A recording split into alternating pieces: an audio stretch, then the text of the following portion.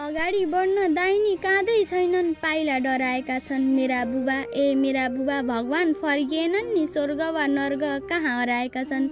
निदानी त होइन म, निदानी त होइन म। आँखाका आँसु सित्तैमा खस्छन्, बाबाको अभाव बढी छ। आँसु लुकाएर मुस्कुराउनु पर्ने रहेछ, जिम्मेवारीको दबाब बढी छ। बुबा परिवारको बलियो वा दरिलो खम्बा म बनेको छु अहिले। एक माग्दा दुई पुरा हुन्थ्यो तिमी सँगै हुँदा जहिले।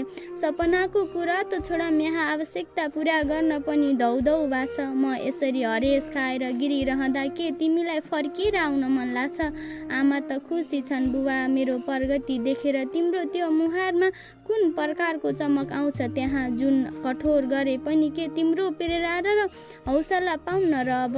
बुबा सोध्न त नहुने हो, बुबा सोध्न त नहुने हो। स्वर्ग र नर्ग कुन ठाउँमा बास छ? पक्कै पनि आफ्नो सन्तानको सफल भविष्य देख्न चाहे होला।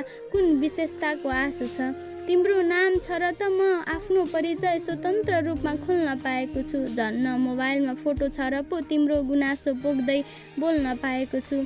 बुबा तिम्रो याद आउँदा घरिघरि कति अप्ठ्यारो हुन्छ। आमालाई पनि हामीलाई सम्हाल्नुपर्छ, नत्र उनलाई पनि निकै गाह्रो हुन्छ।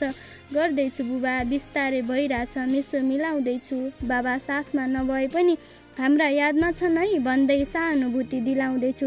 कर्तव्यले हार्दिन म, कर्तव्यले हार्दिन म। तिम्रो सपना मार्दिन म। बाबा फर्किएर आउन मिल्दैन र? के बाबा फर्किएर आउन मिल्दैन र?